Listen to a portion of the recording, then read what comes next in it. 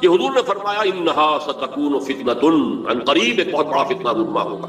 حضرت علی فرماتے ہیں کہ میں نے عرض کیا من مخرج منہا یا رسول اللہ، اللہ کے رسول یہ بتائیے اسے نکلنے کا راستہ کون سا ہوگا؟ ایک لمحے کے لیے توقف کیجیے، میں یہاں یہ توجہ دلایا کرتا ہوں کہ ہم اگر ہوتے، ہمارے مزاج کا اور صحابہ کے مزاج کا فرق کیا ہے؟ ہم ہوتے تو کیا پوچھتے؟ یہ حضور یہ فتنہ کیوں ہوگا، کب ہوگا، کدھر سے آئے گا، کیسے آئے گا؟ ہمارے تو سوالات یہ ہوتے جو سب معلوماتی نوعیت کی چیزیں ہیں، ان کا کوئی تعلق عمل سے نہیں۔ صحابہ کا معاملہ کیا تھا؟ حضرت علی نے ان میں سے کوئی سوال نہیں کیا، کب آئے گا، کیوں آئے گا، کدھر سے آئے گا، کیسے آئے گا، کچھ نہیں۔ جو عملی سوال تھا من مخرج منہا یا رسول اللہ، اللہ کے رسول جب آپ نے فرما دیا کہ بہت بڑا فتنہ ہوگا، ہمیں تو اب یہ سمجھنا ہے کہ وہاں سے نکلنے کا راستہ کون؟ بس اس کے جواب میں وہ حدیث ہے کتاب اللہ، تمام فتنوں سے نکالنے والی اللہ کی کتاب۔ ایک حدیث کی روح سے حضور نے فرمایا کہ جب اس امت کے آخری اور سب سے بڑے مجدد کا ظہور ہوگا، حضرت مہدی جنہیں ہم جانتے ہیں، تو ان کی حکومت کو عرب میں قائم کرنے کے لیے فوجیں مشرق سے آئیں، یخرج ناس من المشرق یؤطئون للمہدی یعنی سلطان۔ معلوم ہوا کہ عرب کے مشرقی علاقے میں کہیں وہ پہلے نظام قائم ہو چکا ہوگا۔ ایک اور حدیث میں آتا ہے کہ جس میں گویا کہ پیشین گوئی ہے کہ یروشلم مسلمانوں کے ہاتھوں سے نکلا ہوا ہوگا اس وجہ سے کہ آج ہے۔ حدیث کے الفاظ یہ ہیں کہ یخرج من خراسان رایات سود لا یردها شیء حتی تنصب بإیلیا، خراسان کے علاقے سے سیاہ پرچم لے کر فوجیں چلیں گی اور یہ پرچم جا کر سیدھے یروشلم میں نصب ہو جائیں گے، کوئی ان لشکروں کا رخ موڑ نہیں سکتا۔ آج وہ یروشلم یہودیوں کے قبضے میں ہے اور کوئی دن کی بات ہے، اندیشہ ہے کہ مسجد اقصیٰ جو ہے وہ شہید کی جائے، وہ اپنا سیکنڈ ٹیمپل جو ہے بلڈ کرنا چاہتے ہیں، نقشے تیار ہو چکے، ہر چیز اس کے لیے جو ہے پورا اہتمام ہو چکا۔ بہرحال یہ تو اشارات ہیں جو احادیث ہمارے پاس ہے حوالوں کے ساتھ جو اس کے اندر درج ہے۔ اب مشرق میں الحمدللہ کہ ہندوستان بھی مشرقی میں تھا، پاکستان اب مشرق میں ہے، افغانستان مشرق میں ہے۔ خراسان کا لفظ آیا ہے تو خراسان جو ہے حضور کے زمانے میں ایک بہت بڑے علاقے کا نام تھا، جس کا یوں سمجھیے کہ نیوکلیس تو موجودہ افغانستان تھا، کچھ علاقہ پاکستان کا بھی اس میں شامل تھا، جو مالاکنڈ ڈویژن ہے پاکستان کا شمالی، جہاں وہ شریعت کی تحریکیں چلتی رہتی ہیں، بڑا وہاں پر جو ہے ہنگامہ بھی رہا ہے۔ اور یہ تھوڑا سا علاقہ ایران کا بھی شامل تھا جو اب بھی خراسان کے پروونس کی حیثیت سے وہ جانا جاتا ہے، اور پھر یہ کہ یہ ترکی ریاستیں بھی اس کے اندر شامل تھی، یہ خراسان اس کے بارے میں فرمایا کہ وہاں سے فوجیں جائیں۔ اس کے علاوہ ایک حدیث کوئی ہے کہ جس کا حوالہ مجھے نہیں مل سکا، لیکن یہ کہ علامہ اقبال نے چونکہ اس کا اشارہ کیا ہے کہ میرے وطن کو آئی ٹھنڈی ہوا جہاں سے، میرا وطن وہی ہے، میرا وطن وہی ہے۔ جبکہ وہ ہندوستان کا جو ہے راگ الاپ رہے تھے، اس کو بھی اس وقت بھی کہا میرے عرب کو آئی ٹھنڈی ہوا جہاں سے۔ میں نے بعض عربوں سے وہاں میرا کیونکہ ملاقات کا موقع ملتا ہے امریکہ وغیرہ میں، تو ہر ملک سے جو ہے لوگ آئے ہوئے ہیں، وہ کہتے ہیں ہے ایسی حدیث کہ حضور نے فرمایا تھا مجھے ہندوستان کی طرف سے ٹھنڈی ہوا آ رہی ہے۔ بہرحال لیکن اس کا چونکہ حوالہ نہیں ملا ہے تو میں نے صرف یہ کہ علامہ اقبال کے شعر کے حوالے سے تو معلوم ہوتا ہے کہ اس مشرقی خطے کے اندر وہ نظام پہلے قائم ہوگا اور پھر یہاں سے وہ پھیلے گا۔ چنانچہ ایک اور تیسری حدیث اسی میں آپ کو مل جائے گی، حضور نے فرمایا میری امت کے دو لشکر وہ ہیں کہ جن کو اللہ تعالیٰ نے پیشگی طور پر جو بھی ان میں شریک ہوگا جہنم کی آگ سے چھٹکارے کا پروانہ دے دیا۔ عصابتان من امتی احرزهم اللہ من النار۔ ایک وہ ہوگا جو ہندوستان پر حملہ آور ہوگا، دوسرا وہ ہوگا کہ جو دجال کے ساتھ جنگ کرنے کے لیے حضرت مسیح کے پاس پہنچے گا، حضرت مسیح کے ساتھ دینے کے لیے۔ اب اس سے بھی گمان یہی ہوتا ہے کہ یہی خراسان کا علاقہ، یہ افغانستان، اس کے ساتھ مرہٹ پاکستان، یہاں سے ظاہر بات ہے کہ پھر ہمیں ہندوستان کو بھی فتح کرنا ہوگا، یہ دارالاسلام رہا ہے۔ تو گویا کہ ایک حدیث میں دو لشکروں کا ذکر جمع کرنا جو ہے اشارہ کر رہا ہے کہ یہ اس دور سے متعلق ہے، ورنہ یہ کہ ہندوستان پر تو بہت سے لشکر آئے ہیں، محمود غزنوی بھی آئے ہیں، ان کے حملے ہوئے ہیں، محمد غوری بھی آئے ہیں، سب سے پہلے محمد ابن قاسم آئے ہیں، تو یہ تو بہت لوگ آئے ہیں۔ لیکن یہ کہ اصل میں ایک حدیث میں دو کا جمع ہونا جو ہے وہ ادھر اشارہ کرتا ہے کہ اس وقت جب ایک نیوکلیس بن چکے گا خلافت اللہ منہاج النبوہ کا، تو جیسے جزیرہ نمایاں عرب سے شرق و غرب میں فوجیں چلی تھیں، ایسے ہی مشرق میں ہمارے ہندوستان ہے، اور مغرب کے اندر جو ہے یہ ہوتے ہوئے اور ایلیا تک وہ فوجیں پہنچ جائیں گی اور یروشلم جو ہے اس کو یہودیوں کے قبضے سے بات کرائیں گی۔ یہ احادیث اس میں موجود ہے۔ لیکن اب جو میرے اس دعوت نامہ جو اب میں جس کا تذکرہ کر رہا تھا اس کا دوسرا حصہ شروع ہوتا ہے۔ ادھر پاکستان اسی مقصد سے حاصل کیا گیا تھا کہ یہاں اسلامی نظام یعنی خلافت قائم کی جائے، لیکن ہم اپنی بدعمالیوں کے باعث تاحال مخالف سمت میں سفر کر رہے ہیں، اور اب حالات بتا رہے ہیں کہ تخت یا تختہ کے مصداق یا یہاں خلافت قائم ہوگی اور یہ عالمی خلافت کا نقطۂ آغاز بنے گا یا پھر یہ ملک ختم ہو جائے۔ گویا اب معاملہ دوڑو زمانہ چال قیامت کی چل گیا والا ہے اور فوری طور پر قبر کسنی لازم ہے۔ اس دعوت نامے کے اس مرکزی حصے کے بارے میں آج اس وقت کچھ ذرا تفصیل سے گفتگو کرنا چاہتا ہوں، اور یوں میں کہہ سکتا ہوں اس وقت کہ سلطنت خداداد پاکستان یا ملت اسلامیہ پاکستان کا ایک مرثیہ ہے جو مجھے کہنا ہے موجودہ حالات کے پیش نظر، لیکن یہ مرثیہ میں قرآن مجید کے الفاظ میں پیش کرنا چاہ رہا ہوں۔ جس کے لیے تمہیداً میں پہلے آپ کو یہ بتانا چاہتا ہوں، سورہ انبیاء کی ایک آیت ہے، آیت نمبر 10، لقد انزلنا الیکم کتابا فیہ ذکرکم افلا تعقلون، ہم نے تمہاری جانب ایک کتاب نازل کر دی، اس میں تمہارا ذکر موجود ہے، تو کیا تم عقل سے کام نہیں لیتے، اور نہیں کرتے، سوچ بچار سے کام نہیں لیتے؟ اب اس آیت کا ایک مفہوم تو یہ ہو سکتا ہے کہ ذکر لکم مراد ہو، یعنی تمہارے حصے کی نصیحت، ہدایت، ذکرہ، تذکرہ اس قرآن میں ہے، وہ ٹھیک ہے، لیکن ذکرکم اس میں اشارہ ایک اور بات کی طرف بھی آتا ہے کہ یہ جتنے بھی اقوام عالم آئیں گے ان کا ذکر قرآن مجید میں موجود ہے، اور اس کی تائید ہوتی ہے، توثیق ہوتی ہے، تاکید ہوتی ہے ایک حدیث سے، وہ حدیث کے جو قرآن حکیم کی عظمت پر نبی اکرم صلی اللہ علیہ وسلم کے سب سے جامع اور سب سے مفصل بیان پر مشتمل ہے، فصاحت و بلاغت کی معراج، حضرت علی اس کے راوی ہیں رضی اللہ تعالیٰ عنہ، کہ حضور نے فرمایا انہا ستکون فتنۃ، عن قریب ایک بہت بڑا فتنہ رونما ہوگا۔ حضرت علی فرماتے ہیں کہ میں نے عرض کیا مل مخرج منہا یا رسول اللہ، اللہ کے رسول یہ بتائیے اسے نکلنے کا راستہ کون سا ہوگا؟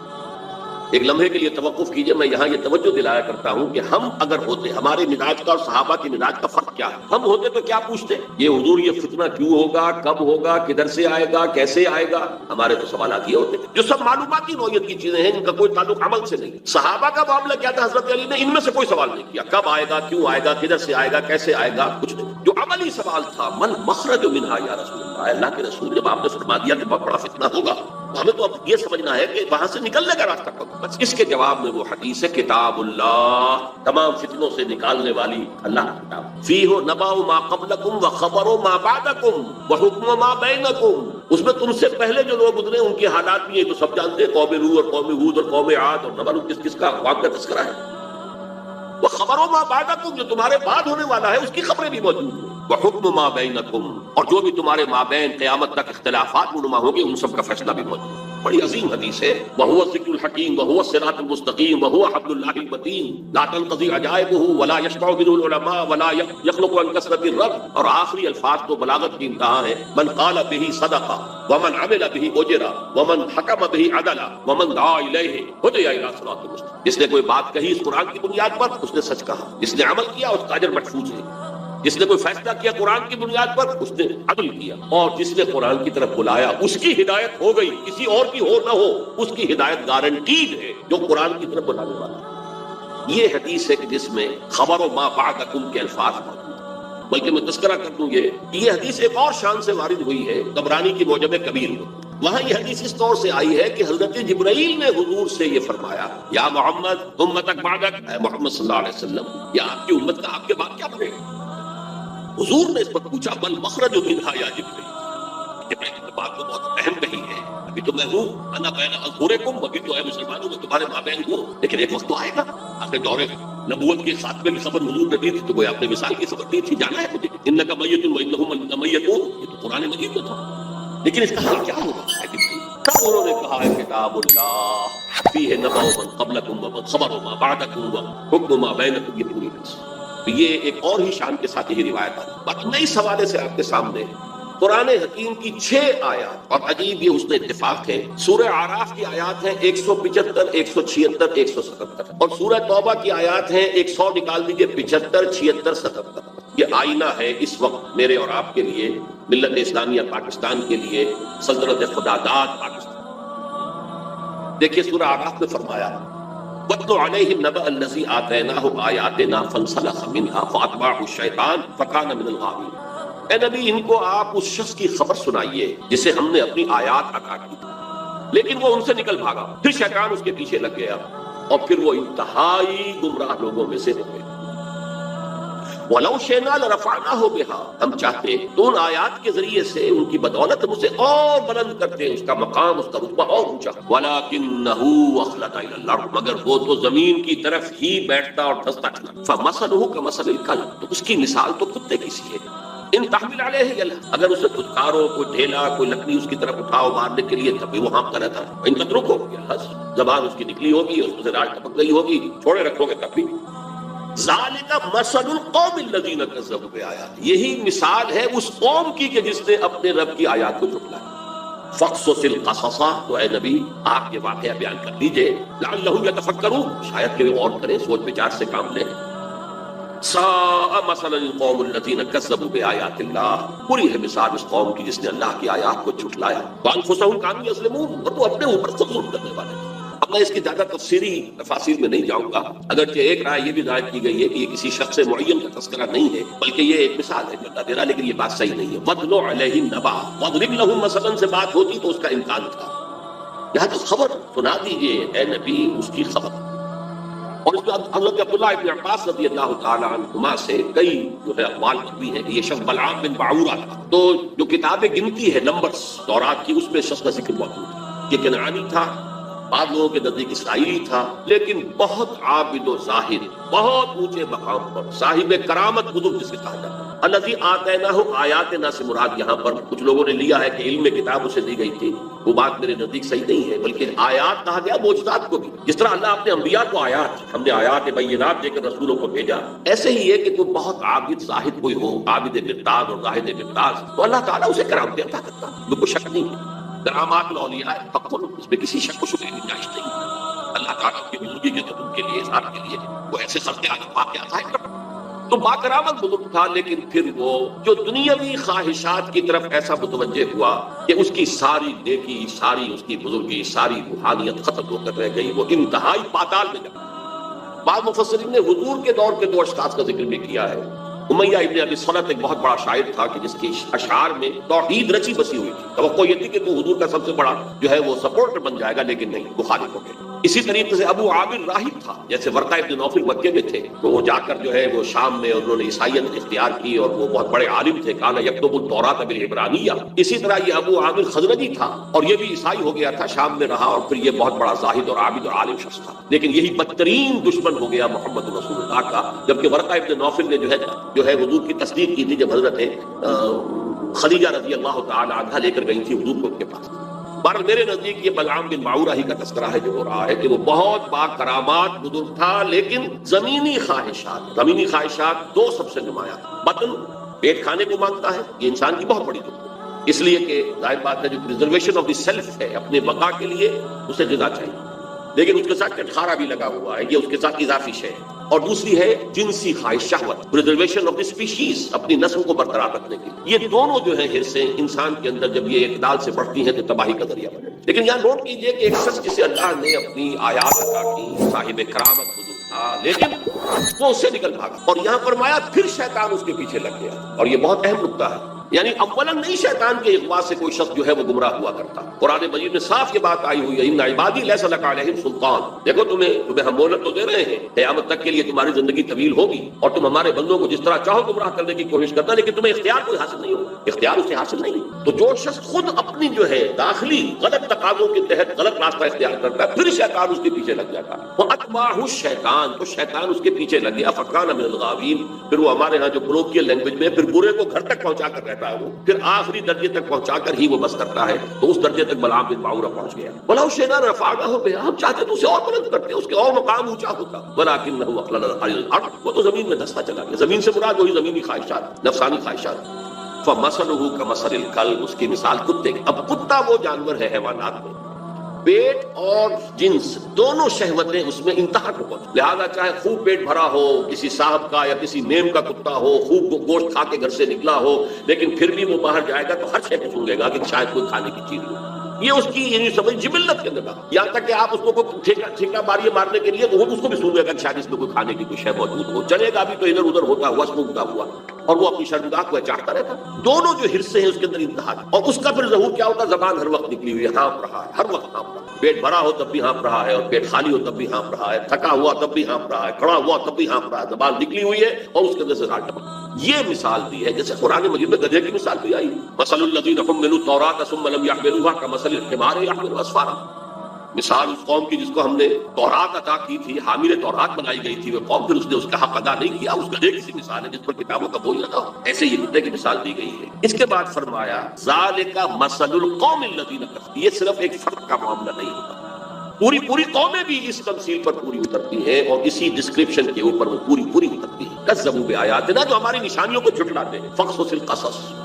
تو اے نبی آپ یہ قصہ سنا دیجئے لعلہم یتفکرون، شاید کہ غور کریں۔ آج میں آپ کو قصہ سنا رہا ہوں پاکستان کا، کس طور سے ان آیات پر منطبق ہو رہا ہے، شاید کہ آپ غور کریں، سوچیں، شاید کہ آپ کے اندر کوئی امنگ پیدا ہو جائے کسی عمل کی، جد و جہد کی۔ سا مثلا القوم الذین کذبوا بآیاتنا، آخری آیت بری مثال ہے اس قوم کی جس نے ہماری آیات کو جھٹلایا، وکانوا انفسہم یظلمون، وہ اپنے اوپر ظلم کرتے رہے۔ ظاہر بات ہے ہمارا کسی نے کیا بگاڑا۔ اب اندازہ کیجئے پاکستان وہ ملک ہے اس روئے ارضی پر جو بہت بڑی بڑی اللہ کی نشانیوں کے ساتھ وجود میں آیا۔ سب سے پہلی نشانی 27ویں رمضان کو اس کا قیام عمل میں آیا، اور جو بہترین رات ہو سکتی فیہا یفرق کل امر حکیم، جس میں کہ تمام جو بھی اللہ تعالیٰ کے پختہ فیصلے ہیں وہ کیے جائیں۔ پاکستان 27ویں شب رمضان مبارک کی، اس میں اس کا وجود۔ پھر غور کیجیے کیسے قائم، کوئی امید کچھ عرصے پہلے بھی نہیں تھی کسی کو کہ پاکستان قائم۔ عام طور پر سمجھا گیا تھا یہ مسلم لیگ نے بارگیننگ کے لیے اتنی بڑی بات کر لی ہے، تو لے دے کر معاملہ ہو جائے گا۔ اور سب سے بڑی بات یہ کہ خود ایک سال پہلے Quaid Azam cabinet mission plan کو تسلیم کر چکے۔ اس کا کیا مطلب تھا کہ کم سے کم 10 سال کے لیے ایک آزاد پاکستان کا وجود مؤخر ہو گیا۔ نظری طور پر 10 سال کے بعد امکان تھا، لیکن ایک مرتبہ مرکزی حکومت ایک وحدت کے ساتھ اگر وجود میں آ جاتی تو پنڈت نہرو نے جو کہا تھا سچ تو وہی تھا، نکل جاتی ہے جس کی منہ سے سچی بات مستی میں، اس نے وہ سچ کہہ دیا، جس کی وجہ سے پھر قائد اعظم نے جو ہے جو تسلیم کر لیا تھا کیبنٹ مشن پلان کو، پھر اس سے آپ نے رجوع کیا کہ اس نے کہہ دیا تھا ایک دفعہ بن جائے پھر کون کسی کو علیحدہ ہونے دیتا ہے، اس پر پھر قائد اعظم نے بس پائی، ورنہ اگر وہ خاموش رہتا تو کم سے کم 10 سال تک کوئی امکان نہیں تھا، اور اس 10 سال میں ہندو قوم نے کیا کرنا تھا اس کا تصور بھی نہیں کر سکتا۔ پھر سوچئے پاکستان قائم ہوا، ہندو قوم ہمارے سے کس قدر تعداد میں زیادہ، تعلیم میں زیادہ، دولت میں زیادہ، تنظیم میں زیادہ، کس قدر منظم قوم، کس قدر تعلیم یافتہ قوم، کتنی ان کے اندر جو ہے ایک یکجہتی موجود۔ پھر کانگریس جیسی جماعت، بہت بڑی جماعت، کوئی شک نہیں، بہت بڑی عوامی جماعت، جس کے ساتھ یہ کہ لیڈرز کی سیکنڈ لائن کی ایک یوں سمجھیے کہ ایک بڑی قطار موجود تھی۔ یہ نہیں تھا کہ مسلم لیگ بس ایک بگولے کی طرح ایک تحریک کے طور پر اٹھی ہے، اس نے جو بھی حاصل کر لیا، ورنہ مسلم لیگ اصل میں ایک جماعت کی شکل میں منظم ہو ہی نہیں پائی۔ یہی وجہ ہے کہ پتاشے کی طرح گھل گئی پاکستان میں آتی۔ لیکن یہ کانگریس اور گاندھی جیسا نہیں، ہم 12 اس کے بارے میں جو بھی رائے رکھتے ہوں، لیکن یہ ہندوؤں کا مہاتما اور پوری دنیا کے اندر اس کی ایک عظمت جو ہے تسلیم کی جاتی۔ اور چند مہینے پہلے اس نے کہا تھا کہ پاکستان سے میری لاش پر بن سکتا، ہندو جیسی قوم، گاندھی جیسا لیڈر۔ اچھا دوسری طرف یہ ہمارے ولی خان صاحب جو ہیں وہ کچھ پچھلے زمانے کے کاغذات نکال کے لے آتے ہیں انڈیا آفس کے، جس سے یہ کہ انگریزوں نے کچھ سپورٹ کی تھی پاکستان کی یا مسلم لیگ کی۔ جب پاکستان بنا ہے ایٹلی وزیر اعظم ماؤنٹ بیٹن یہاں کا وائس رائے، دونوں قائد اعظم سے شدید نفرت رکھنے والے، پاکستان کے تصور کے دشمن۔ ایٹلی لیبر پارٹی کی گورنمنٹ تھی، کنزرویٹو پارٹی گورنمنٹ ہوتی تو کچھ شکوک و شبہات کا موقع تھا، لیکن یہ تو لیبر پارٹی کی حکومت۔ ایٹلی نے تو کچھ لکھا ہے بعد میں وہ سب کے سامنے ہے، اب تو کچھ بھی باتیں نہیں رہی، ماؤنٹ بیٹن کی چیزیں بھی سب سامنے آ چکی ہیں، اس کے جس نوعیت کے تعلقات نہرو خاندان کے ساتھ تھے، اب وہ چیزیں بھی کہنے کی بھی نہیں ہے، ورنہ یہ کہ لیڈی ماؤنٹ بیٹن کے ساتھ اس کے ناجائز تعلقات کا چرچا موجود، اور یہ کہ گاندھی کا تو وہ چیلا تھا۔ آخری وقت میں پنڈت نہرو نے اور پٹیل نے جا کر اس سے کہا تھا کہ ہم نہیں کہہ سکتے باپو کے سامنے جا کر یہ کہنے کی ہماری ضرورت نہیں ہے کہ ہم ہندوستان کی تقسیم پر راضی ہو گئے ہیں، یہ تم ہی جا کے راضی کرا۔ اس نے جا کر گاندھی سے بات کی، کیا پٹی پڑھائی یہی ہو جانے۔ یہ تھے وہ نامساعد حالات جن میں پاکستان کا قیام، اور اس کے اندر جمع کر لیجیے یہ بات کہ 1 سال پہلے مولانا حسین احمد مدنی رحمۃ اللہ علیہ نے سلہٹ میں یہ کہہ دیا تھا، رمضان مبارک میں پورے 1 سال پہلے ملأ اعلیٰ میں پاکستان کے قیام کا فیصلہ ہو چکا ہے۔ ملأ اعلیٰ سے مراد فرشتوں کا وہ سب سے اونچا طبقہ ہے جو اللہ کا مقربین جو ہوتے ہیں، ملائکۃ المقربین، وہ ملأ اعلیٰ سب سے اونچا، وہاں فیصلہ ہو گیا پاکستان کے لیے۔ یہ دوسری بات ہے کہ جب ان سے پوچھا گیا کہ پھر ہم کیوں مخالفت کر رہے ہیں، ہماری پالیسی جو ہے وہ بدل جانی چاہیے، انہوں نے کہا کہ در حقیقت وہ تکوینی معاملہ ہے، اللہ ہمارا کام تکوینیات کے حوالے سے نہیں ہے، بلکہ ہمیں تو اپنی سوچ اور سمجھ سے جو بھی رائے صحیح ہے اسی کے اوپر کام کرنا ہے، لیکن فیصلہ ہو۔ یہ 1 سال پہلے کی بات ہے، اور ایسے شخص کی گواہی ہے جو پاکستان کے ساتھ یعنی وہ متفق نہیں تھا، اگرچہ بعد میں انہوں نے تسلیم کیا، بہت خوبصورتی سے تسلیم کیا۔ وہ گئے ہوئے تھے کابل، اور وہاں کسی شخص نے، یہ پاکستان کے قیام کے بعد کی بات ہے، کسی شخص نے ذرا چھیڑنے کے لیے کہ چلیے مولانا کچھ بولیں گے پاکستان کے خلاف، کو دھواں دار باتیں کریں گے، تو کوئی پاکستان کا تذکرہ کیا تو کہ بھائی دیکھو جب تک کوئی مسجد کہیں تعمیر نہ ہو، تجویز ہو، تو اختلاف ہو سکتا ہے کہ یہاں مسجد کی ضرورت ہے بھی کہ نہیں، پہلے مسجدیں موجود ہیں، یا یہ کتنی بڑی ہونی چاہیے، کس سائز کی ہونی چاہیے، کیا میٹیریل لگنا چاہیے، یہ سب اختلاف ہو سکتا ہے۔ پاکستان کے بننے سے پہلے ہمارا اختلاف تھا، لیکن مسجد بن جائے تو اس کی حفاظت ہر صاحب ایمان کا تقاضا۔ اب پاکستان کی حیثیت بالکل بدل گئی۔ یہ الفاظ مولانا مدنی رحمۃ اللہ علیہ جو وہاں موجود تھے، مولانا محمد مالک کاندھلوی رحمۃ اللہ علیہ، جنہوں نے کہ یہ الفاظ ہماری قرآن کانفرنس میں ایک مرتبہ بیان کیا۔ اچھا یہ ہیں وہ آیات، وہ کرامات جس کے ساتھ پاکستان وجود میں آتا۔ ذرا پیچھے چلیے، جب خلافت عثمانیہ کے خاتمے کی سازشیں ہو رہی تھی تو پوری دنیا میں صرف ہندوستان میں تحریک چلی، کہیں اور نہیں چلی۔ وہ سلطنت عثمانیہ بہرحال خلافت کے نام سے تھی، چاہے حقیقت نہیں تھی، وہ ایک ملوکیت ہی تھی، اور اب اس پہ زوال بھی آ گیا تھا، یورپ کا مرد بیمار بھی کہا جا رہا تھا، وہ بھی کچھ تھا لیکن عظمت اسلامی کا ایک سمبل، ایک نشانی تھی، اس کے خلاف سازشیں ہو رہی تھی، اور اس وقت تحریک چلی، صرف ہندوستان میں کہیں بھی نہیں چلی، پوری دنیا میں کہیں بھی نہیں، بلکہ عربوں نے تو بغاوت کی ترکوں کے خلاف، اور اصل میں تو انہی کی بغاوت کے نتیجے میں یہ سارا معاملہ ختم ہوا، لیکن ہندوستان میں وہ تحریک چلی اور ایسے زور شور کے ساتھ چلی، بولی اماں محمد علی کی جان بیٹا خلافت میں دے دو، پورا ہندوستان گونج گیا۔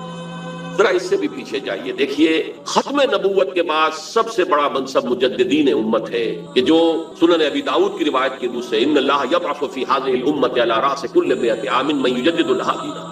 یقیناً اللہ اس امت میں ہر صدی میں ایسے لوگوں کو اٹھاتا رہے گا جو دین کو تازہ کرتے ہیں، دین کے اوپر جو بھی کوئی غبار آ جائے گا، کوئی اس کی تعلیمات دھندلا جائیں گی، اس کو ہٹا کر صحیح دین کی شکل دوبارہ دکھا۔ 1000 برس تک سارے مجددین امت عالم عرب میں آئے، عمر بن عبد العزیز سے چلیے اور امام ابو حنیفہ تک کے چلے جائیے، شیخ عبد القادر جیلانی، امام غزالی، امام ابن تیمیہ، سب وقت 11ویں صدی کا مجدد اعظم شیخ احمد سرہندی ہندوستان،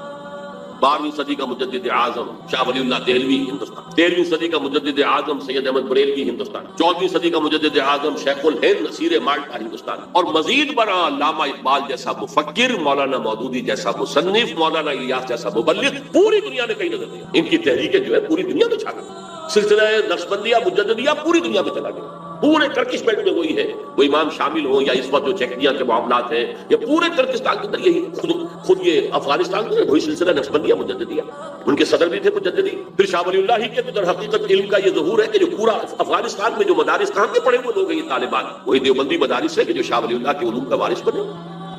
گویا کہ ریورس گیئر لگا ہے۔ ایک بات عجیب ذرا نوٹ کیجئے گا، 1000 برس جو پہلے تھے ہندوستان میں آتے تھے، باہر سے علماء آ رہے ہیں، صوفیاء آ رہے ہیں، ادیب آ رہے ہیں، دانشور آ رہے ہیں ہندوستان میں، اور جب یہ الف ثانی شروع ہوا امت کی تاریخ کا دوسرا 1000 سال تو ریورس گیئر لگ گیا۔ معین الدین چشتی ادھر سے آئے تھے، سلسلہ مجددیہ نقشبندیہ یہاں سے چلا، شاہ ولی اللہ کے علوم یہاں سے چلے، علامہ اقبال کا فکر یہاں سے پھیلا، پوری دنیا میں پھیلا، ڈاکٹر علی شریعتی سے پوچھئے، مالک ابن نبی سے پوچھئے، بہت بڑا جو دانشور ایران کا اور بہت بڑا دانشور جو ہے عالم عرب کا، پھر مولانا مودودی کی کتابیں دیکھ لیجیے، پوری دنیا کے اندر عربی میں انگریزی میں ٹرانسلیٹ کرنے کا مل جائے گا، اور یہ مولانا الیاس کے شروع کرنا تحریک کہاں سے کہاں پہنچی ہے، لاکھوں آدمی ایک وقت کے اندر جو ہے وہ مسلط کرتے تھے۔ یہ ساری آیات ہیں، اس سب کا امین یہ پاکستان، یہ سارا ہمارا ورثہ یہ پیچھے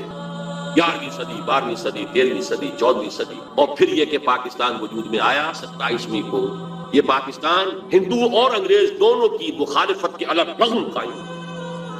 اور اس وقت نقشہ میں آپ کے سامنے کھینچ رہا ہوں سورہ اعراف کی آیت نمبر 129 کے حوالے سے، جب ظلم و ستم کی انتہا ہو گئی تھی بنی اسرائیل پر مصر میں، تو انہوں نے جب فریاد کی ہے تو حضرت موسیٰ نے فرمایا تھا ان سے عَصَىٰ رَبُّكُمْ أَن يُهْلِكَ عَدُوَّكُمْ وَيَسْتَخْلِفَكُمْ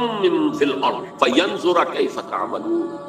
امید ہے کہ تمہارا رب تمہارے دشمن کو ہلاک کر دے گا اور پھر تمہیں زمین کے اندر تمکن عطا کرے گا، پھر دیکھے گا تم کیا کرتے ہو۔ ویسے تو یہ دنیا کی زندگی افراد کے لیے بھی امتحان گاہ ہے، الزم ہستی سے تو ابرا ہے مانند حباب، اس یہاں خانے میں تیرا امتحان ہے زندگی، خلق الموت والحیات لیبلوکم ایکم احسن عملا، ہم ایک امتحانی عرصے میں سے گزر رہے ہیں، قوموں کا امتحان اپنی جگہ ہوتا ہے، امتوں کا ملکوں کا امتحان اپنی جگہ ہے، فینظر کیف تعملون، پھر وہ دیکھے گا تم کیا۔ اب دیکھیے ہمارے ہاں کیا ہوا بدقسمتی سے، مسلم لیگ کی جو ٹاپ کی قیادت تھی، پہلی بات تو یہ ہے کہ مسلم لیگ بحث کی تو مسلم لیگ تو تقریباً سمجھیے کہ ختم ہو گئی قائد اعظم کے انتقال کے بعد، زیادہ کہیں گے تو لیاقت علی خان کی شہادت کے بعد، لیکن یہ ہے کہ پہلے دن سے بھی ہم نے رخ اسلام کی طرف نہیں کیا، ہمیں اپنے بزرگوں کا بھی اب تذکرہ جو ہے کرنا پڑے گا۔ میں قائد اعظم کو ہرگز دھوکے بعد آدمی نہیں سمجھتا، جھوٹا نہیں سمجھتا، صاحب کردار آپ تھے۔ میری تعبیر یہ کہ انہوں نے یہ سمجھا تھا کہ اگر پاکستان ایک نوزائیدہ مملکت ہے، ہم نے فوراً اسلام کا ڈنکا بجا دیا اور نعرہ لگا دیا تو پوری دشمن قوت جو ہے ہمیں دبوچ لے گی، لہذا اب جبکہ ایک ایسا ملک وجود میں آ گیا جہاں غالب اکثریت مسلمانوں کی ہے تو خالص سیکولر اصول سے بھی تو یہاں اسلام ہی آئے گا نا۔ سیکولر اصول کیا ہے کہ لوگوں کی اکثریت جو چاہے گی ہوگا، یہی اصول ہے، لوگوں کی اکثریت جو قانون بنانا چاہتی ہے بنائے گی، جو نافذ کرانا چاہتی کرائے گی، یہ سیکولرزم ہے۔ تو اب خالص سیکولر اصولوں سے ہندوستان ایک وحدت رہتا تو یہاں اسلام کے آنے کا کوئی سوال نہیں تھا، اکثریت ہندوؤں کی تھی، کوئی امکان ہی نہیں تھا۔ لیکن اب یہ ہے کہ اگر مسلمان یہاں کے چاہیں گے تو یہاں شریعت بھی آ جائے گی، نظام بھی آ جائے گا، سب کچھ ہو جائے گا، لیکن ہم نے اگر ڈنکا بجا دیا تو شاید، اب میں سمجھتا ہوں کہ شاید ان کی بات میں مدد ہے، لیکن یہ کہ شکل جو بنی ہے وہ یہ تھی، وزیر قانون ہندو، وزیر خارجہ قادیانی، اور وہ ان کا شورۂ آفاق جملہ ان قریب، باقی یہاں پر نہ ہندو ہندو رہے گا نہ مسلمان مسلمان رہے گا، مذہبی اعتبار سے نہیں کہ مذہب تو ان لوگوں کا انفرادی معاملہ ہے بلکہ قومی اعتبار سے۔ بہرحال ایک جس کو میں یہ کہوں گا کہ صحیح سمت میں پہلی اینٹ نہیں رکھی، مسئلہ کیا تھی یہ اپنی جگہ پر تھی، ان کی نیت پر حملہ نہیں ہے، لیکن دی فیکٹ ریمینز، واقعہ یہی ہے، حقیقت یہی ہے۔ اور مجھے معلوم ہے، میں بنگلہ دیش 2 دفعہ جا چکا ہوں، کہ بنگالی مسلمانوں کو پہلا شوق لگا تھا اسی سے، اس لیے کہ بنگال کا عام مسلمان جو ہے مغربی پاکستان کے عام مسلمان سے زیادہ مذہبی ہے۔ آج بھی جو تبلیغی جماعت کا اجتماع وہاں ہوتا ہے وہ 25-30 لاکھ کا ہوتا ہے ٹونگی میں، اس اعتبار سے، اور عام طور پر بھی وہاں پر مذہبیت زیادہ ایک شوق لگا۔ اور اس کے بعد جو ہے پھر جو ہے وہ مسلسل چیزیں جو ہے وہ پھر جو لینگویج کوسچن تھا وہ تو سیکولر لوگوں نے اٹھایا تھا، لیکن مذہبی لوگوں کو بھی شوق جو ہے اس سے پہنچا۔ لیکن یہ کہ الحمدللہ کہ اس کے بعد مولانا مودودی کی ایک تحریک پر جو انہوں نے اسی لاہور شہر سے شروع کی تھی اپریل 1948 سے، کیا کیونکہ پاکستان اسلام کے نام پر بنایا گیا لہذا یہاں پر اسلامی دستور بننا چاہیے، مطالبہ شروع کیا، اور پھر مسلم لیگی عناصر نے بھرپور مدد، جن میں سب سے زیادہ کروشل رول پلے کیا ہے مولانا شبیر احمد عثمانی رحمۃ اللہ علیہ نے، وہ تو مسلم لیگی تھے، جماعت اسلامی کی تو نہیں تھی، اور قرارداد متفق پاس ہو گئی، تو گویا کہ ایک اور معجزہ جو ہے کہ جس وقت دنیا میں ڈنکا بج رہا تھا سیکولرزم کا پوری دنیا میں، 10.5 کروڑ عوام کی اسمبلی نے کہا کہ ہم اللہ کی حاکمیت کا اقرار کرتے ہیں، اپنی حاکمیت کا دعویٰ نہیں کرتے۔ We wash our hand off the claim to sovereignty. Sovereignty belongs to Allah. سروری زیبا فقط اس ذات بے ہمتا کو ہے، حکمراں ہے وہی باقی کو تانے آتا۔ میرے نزدیک یہ بھی موجودہ ہے آیات میں سے، آیات الہی میں سے۔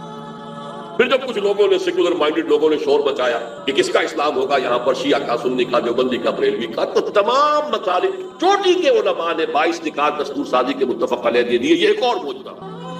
اس کے بعد ایک بہت بڑا بلنڈر ہوا، دینی جماعتوں نے یہاں